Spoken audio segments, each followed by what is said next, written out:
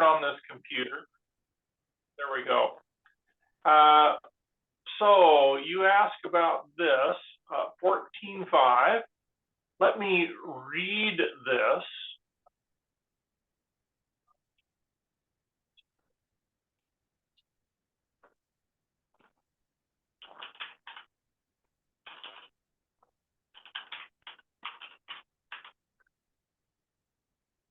Can't reach the page.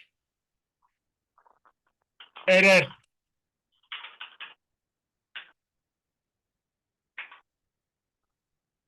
Ah, 14.5. Yeah.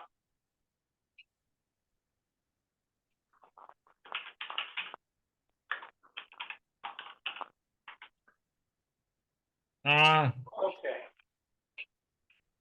I'm going to start by reading this.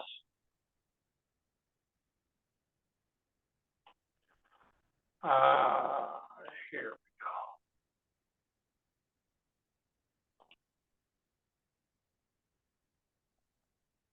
impulse, impulse. This word was impulse. Stand by. Okay. Hos de egeneto harme ton ethnon te kai eudaion sun tois arcusin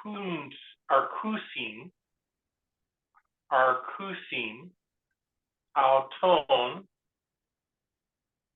hubrisai kai lithobolesai autus. So let's close all these other windows.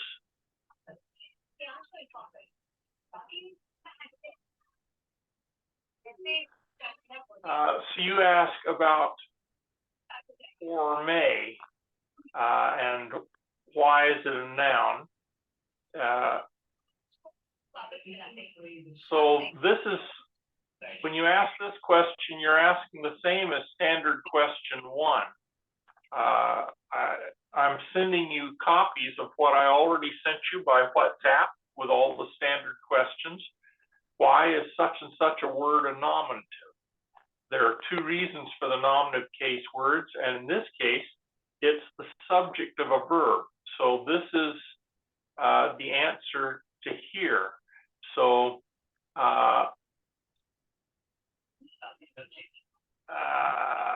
it happened that a plan was made. A plan happened by the Jews. So let's stand by here. Let's get this up. A plan was made by the Jews. So this is the subject of the sentence, and that's the reason it's masculine. It is the fact that it's nominative tells you, the fact that it's nominative is what tells you that it's going to be the subject of a sentence. So let's look and see if you had other questions about this verse.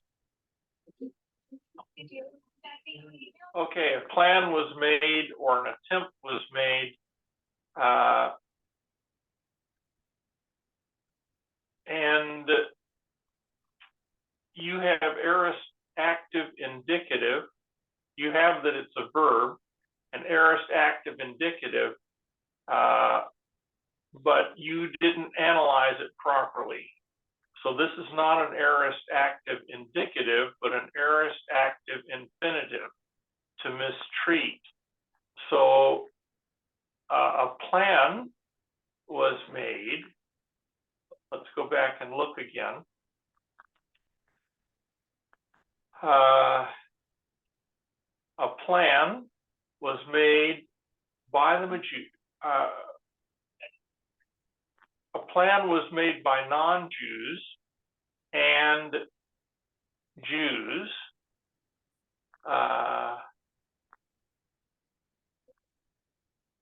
with the rulers of them to mistreat and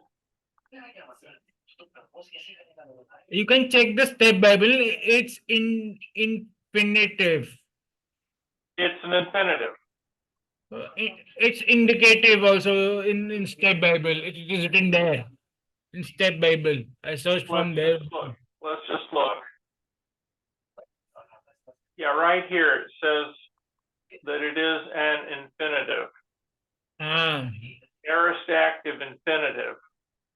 I wrote it I, no, short form for infinitive, not indicative. It's Yeah. I.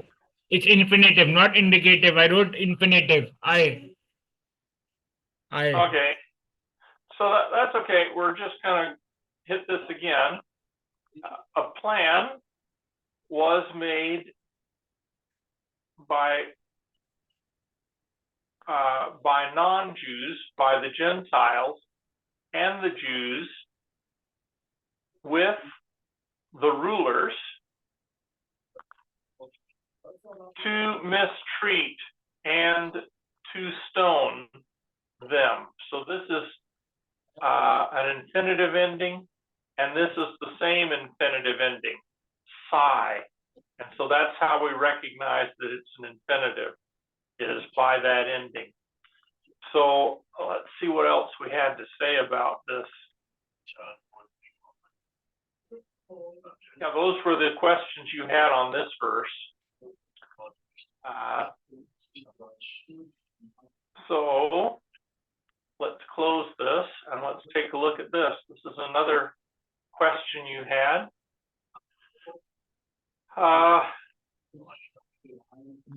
Yes. Yes. So you look at this and you say, this is a noun, and that's true. And you say, why is it genitive? And that is also one of the standard questions. Why is such and such genitive? There are three reasons for a noun being genitive. And first, it can communicate possession. This is Bob's ball. In Greek, the word Bob would be genitive case.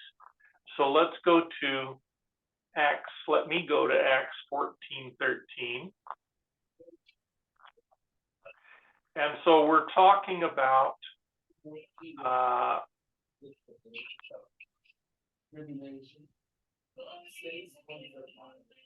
the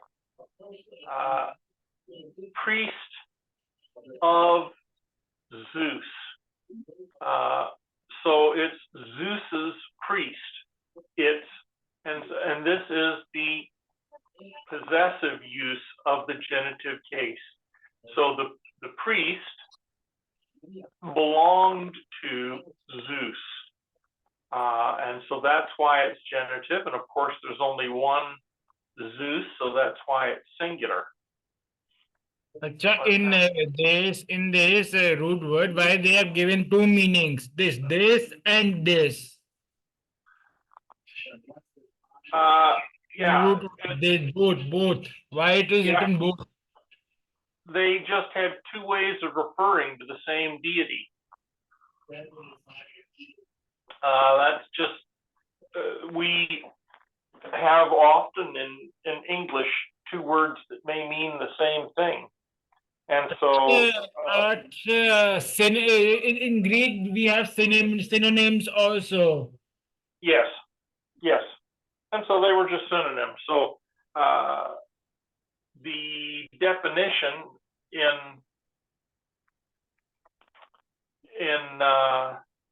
let's go to 14:13.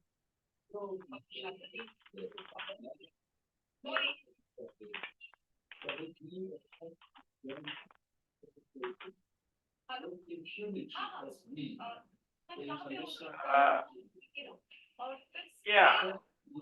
So either of these words could be translated as Zeus. This or Zeus? Let's see what else you've got here in terms of questions. Okay, you're asking another standard question here. Why is a certain word accusative? Now, I want you to start looking at the standard questions that I sent you. And when you can answer these questions on your own, I don't think you should be asking me. The first thing you do when you say, why is this accusative? Go back and look at the standard questions that I sent you in WhatsApp some time ago. Why is such and such accusative? There are two reasons for accusative case words. The first is that they're the direct object of the verb. That is, the verb acts on the noun. Bob threw the ball. In Greek, the word ball would be nominative case. And so that is what we've got here. I didn't understand these two words in Greek. What about it? I didn't understand this word in Greek and this word in Greek. Didn't understand. Okay. Bull and Gret. Yes. Bull is a male cow.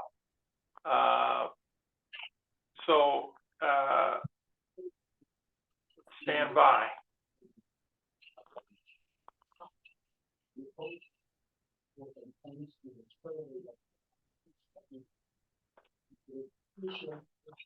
Bull.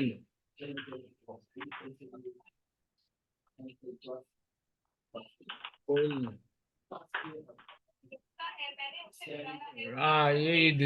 Okay, these are bulls. A wreath looks like this. So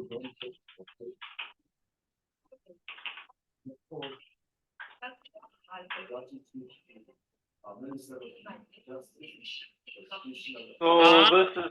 I understand because Christmas wreath, that one. Yeah, it probably looks something like this. Whoops. So you can weave a wreath, and they were using wreaths in their worship. These people who were worshiping Zeus, and so they were bringing a bull.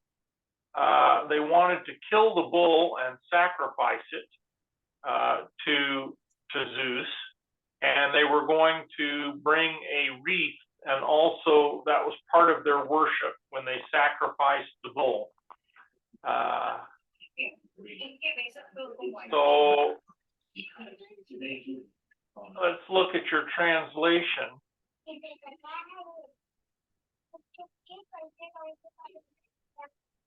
The priest of Zeus.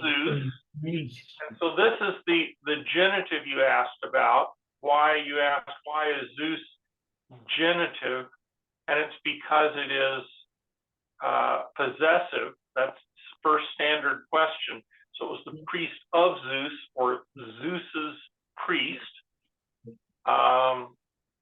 brought bulls and wreaths. So let's just look.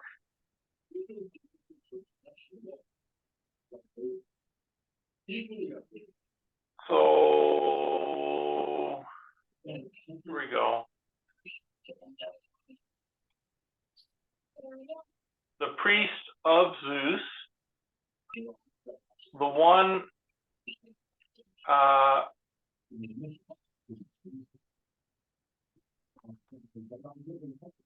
the priest of Zeus, whose temple was in front of the city.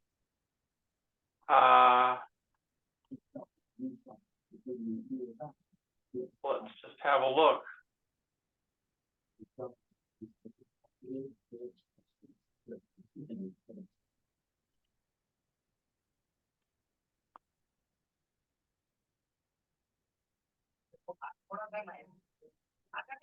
Here it is.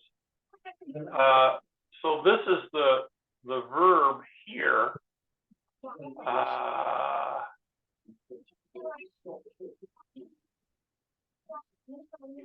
He brought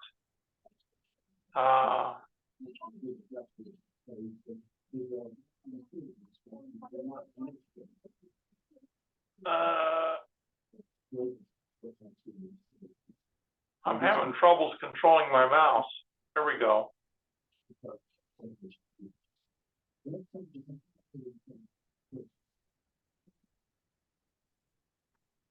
Okay, so he brought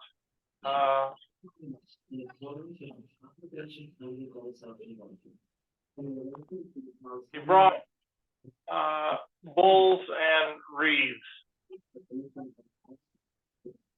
Let's just see here.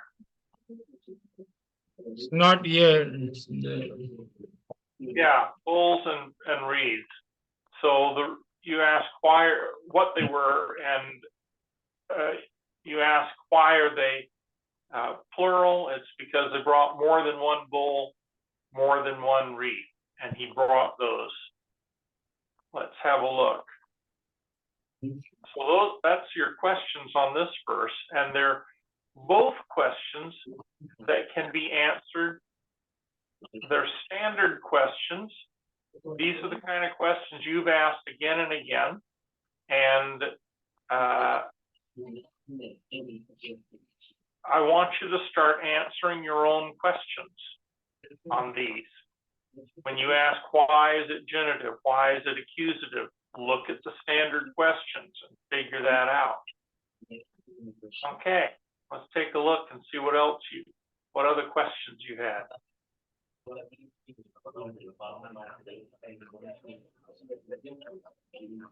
Okay. You ask,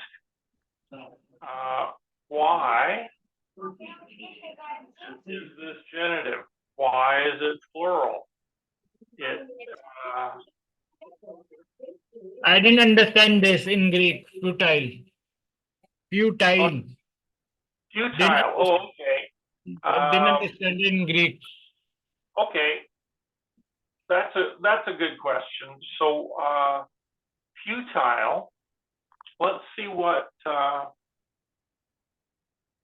this is. Acts 14:15. Let's change this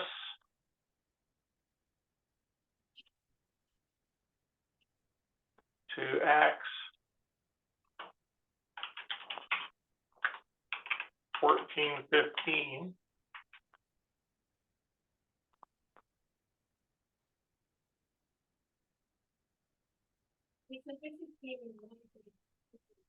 And let's find the word you're concerned about.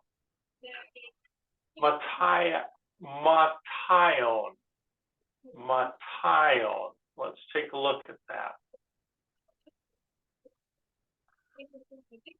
So let's look at Matthion, and we'll look at it in here, 14:15, and here it is, Matthion. And so they say futile or worthless or useless or empty. So let's take a look. So he's talking about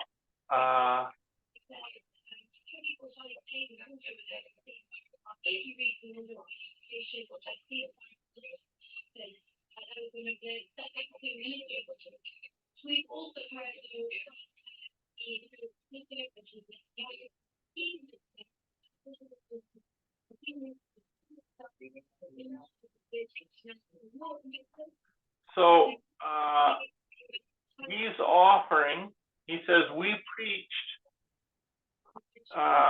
the good news to you, or we announced to you the chance to turn from these useless and basically these useless gods or these useless idols.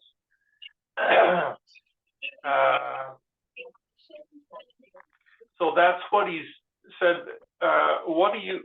They say, what are you doing? They bring out the bulls and the wreaths. They want a sacrifice.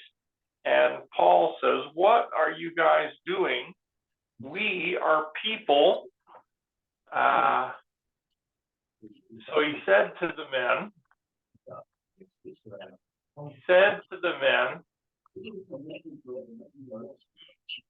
what are these? This is the plural of this. So these you doing. What are these things you are doing?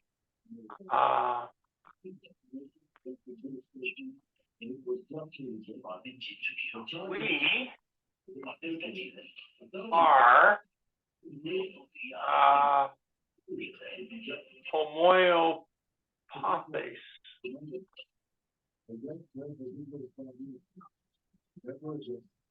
We are like you. Whoops. Well, that's interesting. I've never seen this pop up before. Isn't that interesting? Okay, so we are men, just like you. Just like you. We preach to you the chance to turn from these useless. Now, he doesn't say what the useless things are. He just assumes from the bulls are there, the reeves are there. So he's saying these are useless ways of getting close to God, of being accepted by God. And we preached to you, we told you how you could turn from these useless things. So futile, useless. Useless would be a better, or worthless. So it would be like worthless, idols, useless ways of serving God.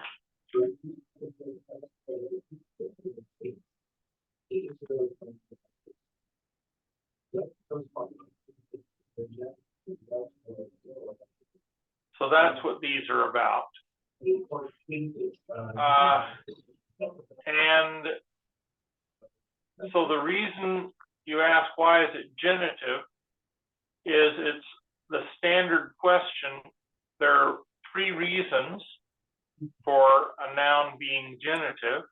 And in this case, it's the third reason. Prepositions can be followed by genitive nouns.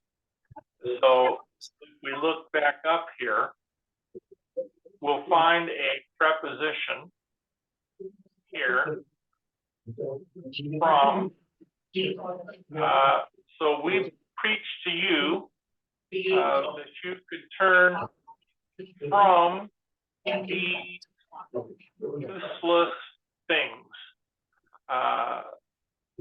So the reason that it's genitive is because it's, if you find something that's genitive, you're going to look at the standard questions and you're going to say, is this in the context? Does it look like it's a possessive? No, I don't really think so. In this case, a genitive can get the meaning of from, which is kind of like the same meaning as this preposition, which is interesting. So this preposition means from. So in this case, because there's a preposition, you're looking to say, where's the noun that follows it and what case is it? And the preposition is actually, so there's actually two answers here that are slightly applicable, that the genitive can have just be translated as from, but the reason in this particular verse is because there's a preposition there preceding the genitive noun. Let's see what other questions you had on this verse. That was it. Okay.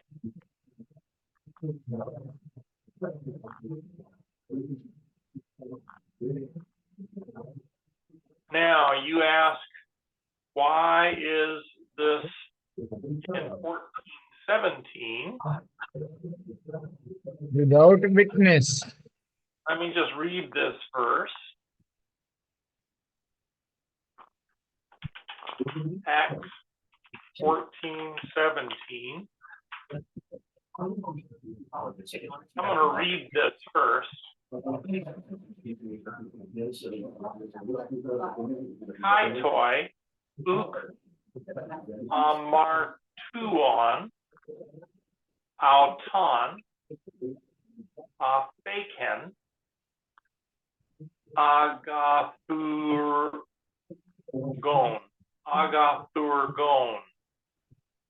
uranothen, umin, quetus, didus, kairos, karpatharus, empiplon, prophes, kai euphrosunes,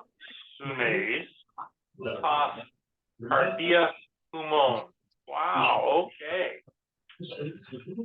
And your question, let's go back and look at your question again.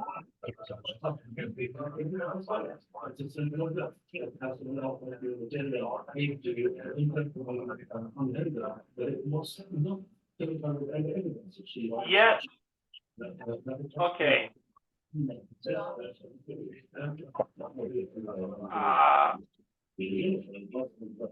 He did not leave himself.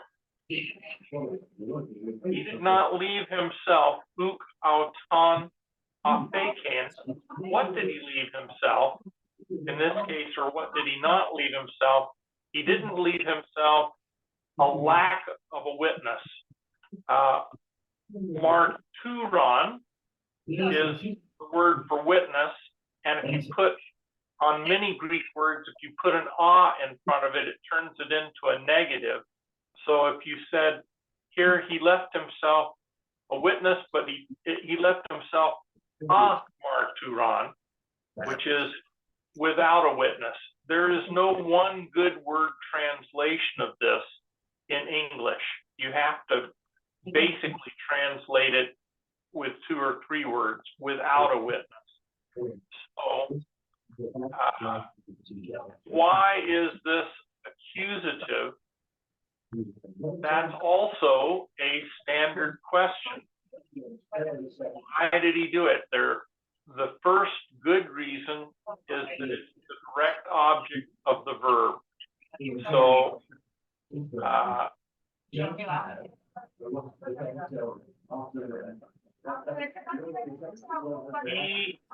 he left, he did not leave himself. What did he leave himself?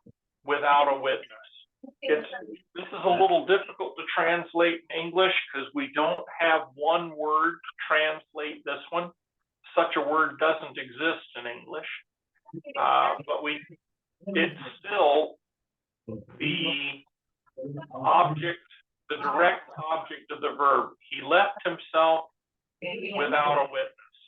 And in this case, it's a negative. So he did not leave himself. He did not leave himself without a witness. So this is accusative because it's the direct object of the verb.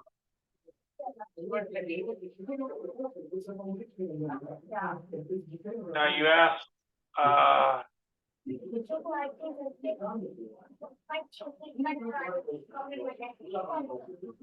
this one. Accusative? Rain, barish. Why is this accusative? Yes, well, that's another standard question. And the answer is, we've already answered this when we say this. He sent rain. It's the direct object. What did he send? What did he send? He sent rain. So it's a direct object. He sent rain. He sent rain to you from heaven. And he did good by doing this.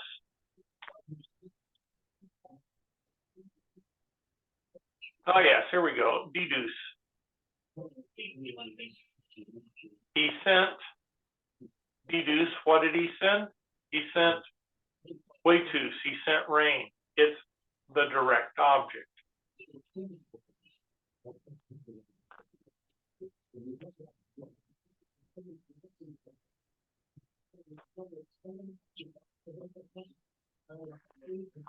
Okay, now you ask a really good question here. Why is this a participle? And that's a challenging question because participles are difficult because they can be used by Greek authors in different ways.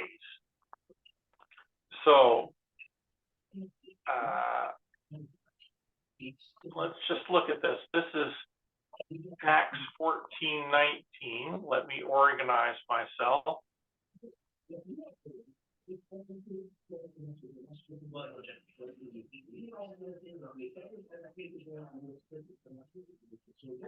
Okay.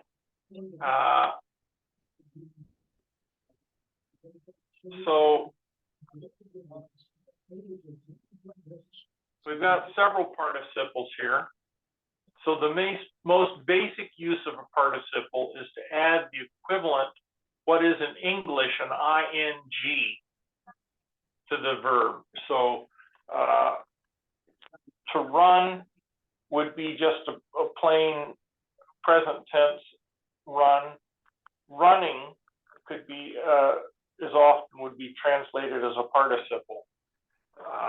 So we've got a couple of participles here. They were turning the crowd or trying to change the attitude of the crowd. But here we have a participle, which is captured with this ing. They were turning the crowd and stoning.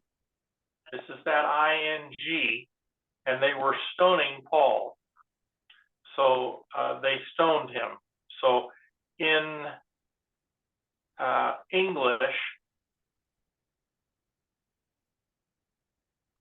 I translated it's technically, it's a participle. So it would be word for word and very literal. We would translate this as stoning Paul. Here's Paul.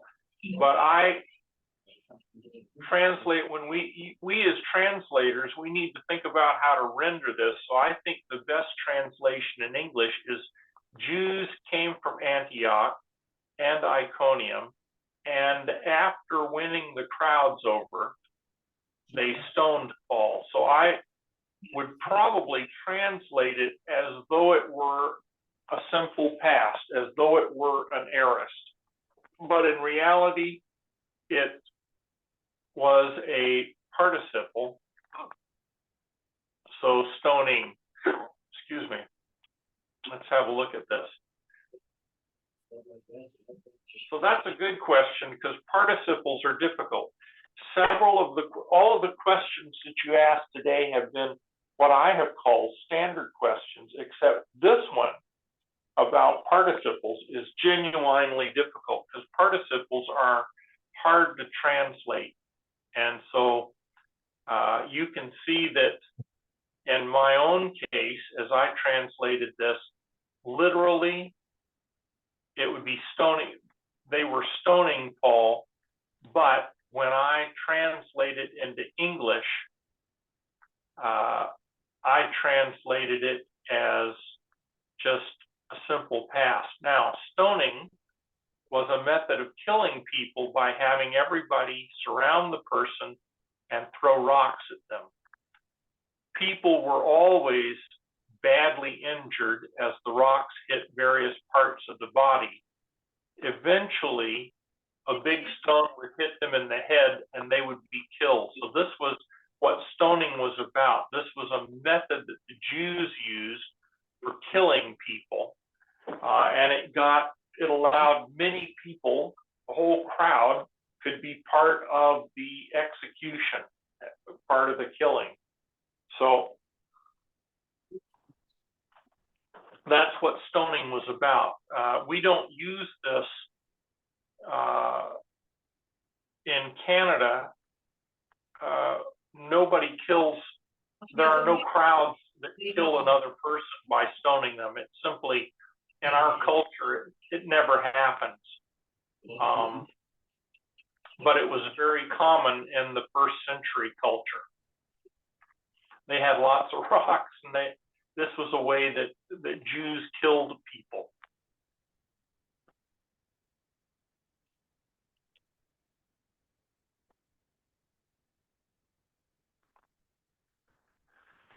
So you ask,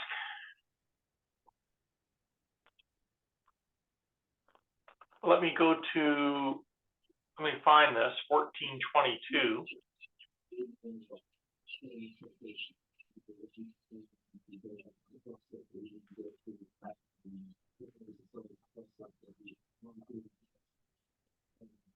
Okay.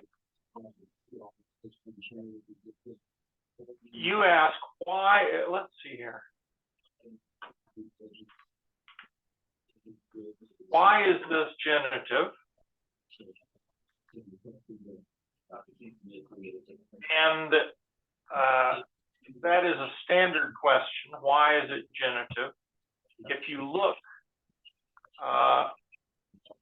here is a preposition, dia, and it will be followed by a noun. So through, now you translated this as pressure. I thought a better translation would be trials or suffering or troubles. So Paul says,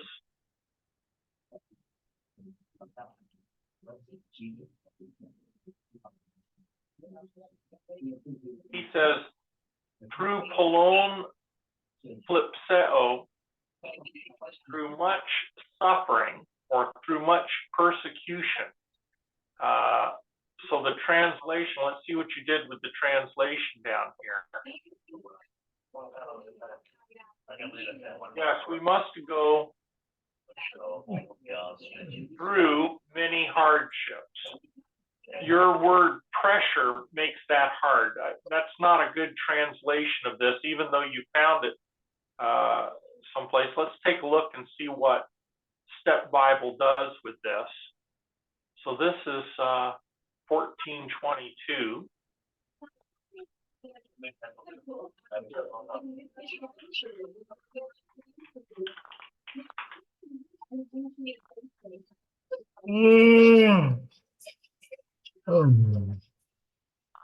Oh, it's seated pressure. See. Okay, yes. So we do have pressure here, but in this case, a better translation, affliction, distress, trouble, tribulation. So if the context indicates pressure, then you can translate it that way. But Paul has just been stoned, and he says to the Christians, we come into the kingdom of God through much suffering or through much persecution. So you ask, so that's the reason that this is genitive. That's also the reason that this is genitive, because they're both following this preposition. So you need to be alert to words that are prepositions. So if you see a word that they tell you the part of speech is a preposition, then the first thing you're going to be doing is you're going to say, well, this is going to be followed by a noun, and the noun is going to be accusative, genitive, or dative. And dia is, we look at this preposition, you can see it can be followed by the genitive. In fact, it looks, or it can be followed by an accusative, and that changes the translation. If it's genitive, it's through or by means of. If it's accusative, it's because of. So it's through or by means of much persecution or trouble or suffering that we come to God. So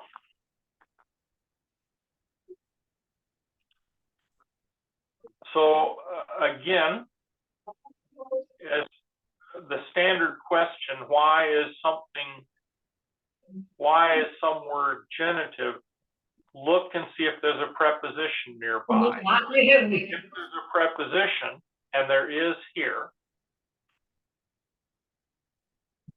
dia is a preposition, and so prepositions are followed by nouns, and the case of the noun will help you translate the preposition. So in this case, through or by means of much suffering, we come into the kingdom of God.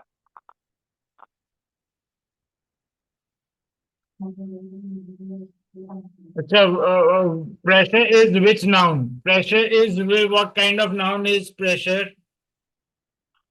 What kind of noun? A noun is a noun, and don't think pressure, think persecution. Pressure is proper, common, or abstract pressure? What's your question? The pressure, what kind of noun? What types of noun? Common noun, proper noun, or abstract noun? Oh, it's a common noun. A proper noun would be like a name, like Armaan or Bob. So it's a common noun. So why is it common noun pressure? Don't use the word pressure. I want you to translate this as suffering or troubles.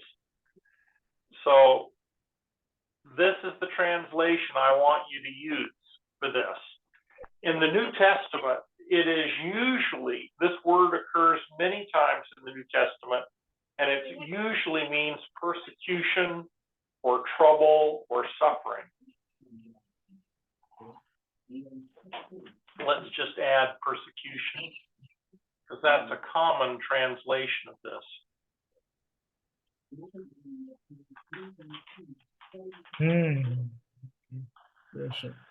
Okay.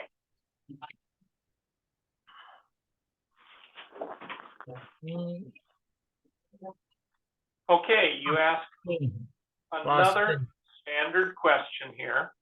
You say, why is this genitive? Why is this noun genitive? And this is a preposition with fasting. So let's look at, this is 1423.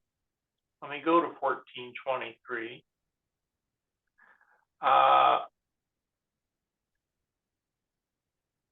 So they were praying, the elders were praying with fasting. So this, again, is where you've got a preposition, and meta is a preposition. You indicated that here.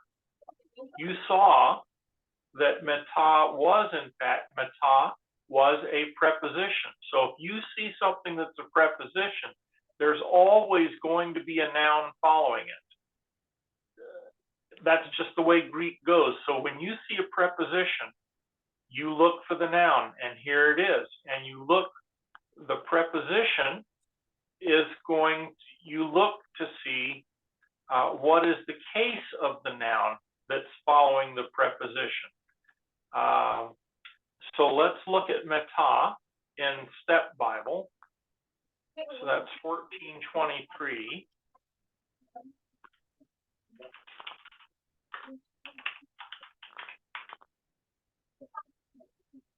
And here's meta. And this tells you that meta can be followed by a genitive, or it can be followed by an accusative.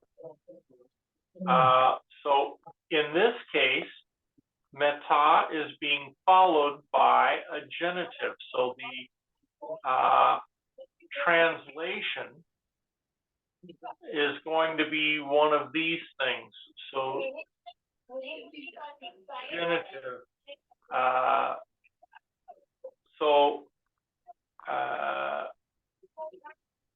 With, and you can see this translation, or with, or together with. So they were praying with or along with fasting. So they were praying and fasting. And so that's the reason that this is genitive, is because this is a preposition. So I want you to be on the lookout for prepositions. And when you find them, that's going to tell you that there's a noun following, and the noun is the reason it's genitive has to do with how does the author want us to translate the preposition.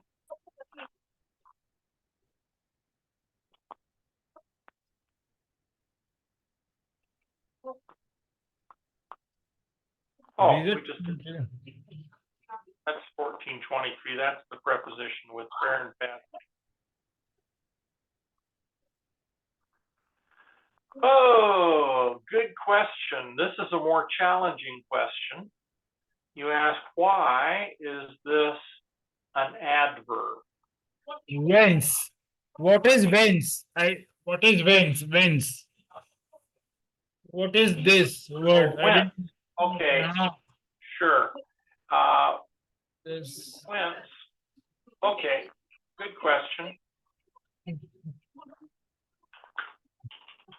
From where?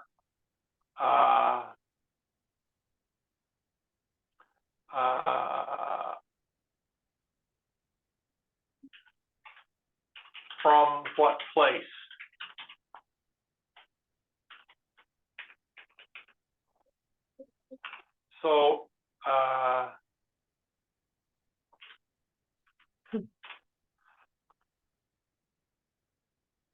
So they went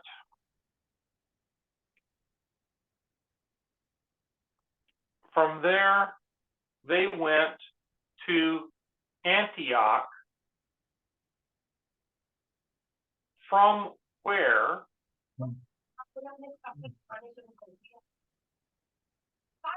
They had been sent. So the people had been sent from Antioch, from the church in Antioch. And so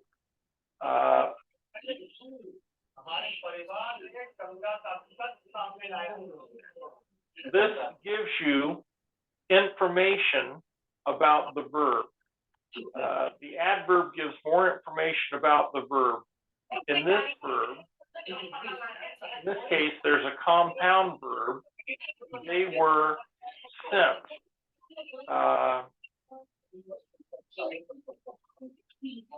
They were commissioned. Prior to the verb, there's a reference to Antioch. They sailed back to Antioch. The adverb haten, from where, tells where the action of the verb occurred. So they were commissioned. Where did this commissioning take place, and where? Where is a question about the action of the verb. Where were they commissioned? Haten tells us that it took place in the city we just talked about, Antioch. So they sailed back to Antioch, from where they had been commissioned for the work they had now completed. So that's why it's an adverb, and the translation is, whence is an older version of English. We don't use whence much in modern Canadian English. We would say from where more often than whence. Any more to this question? So I'm saying this from where is difficult to translate. So if you go to Bible Gateway and look up the verse and then say, show it to me in all translations. So right now it's just showing me the New International Version where we see where, but I want to compare it to a bunch of other translations. So if I click on this, show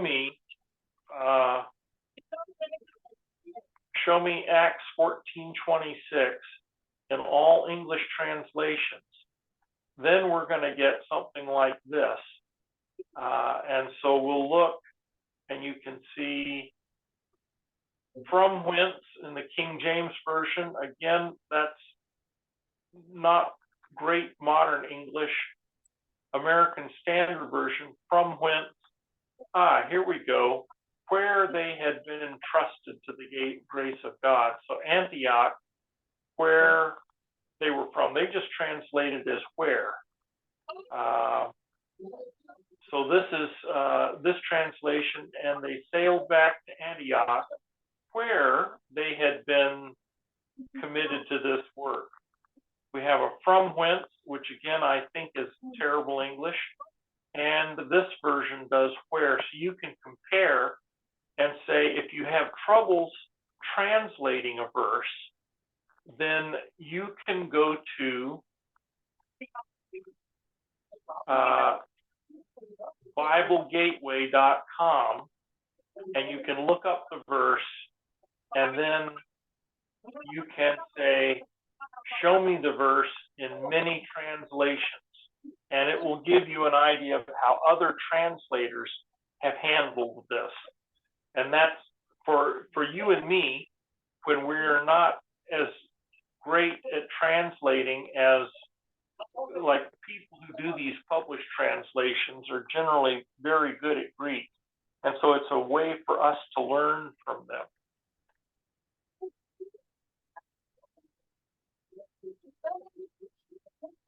And that's the questions. That's all your questions for this week.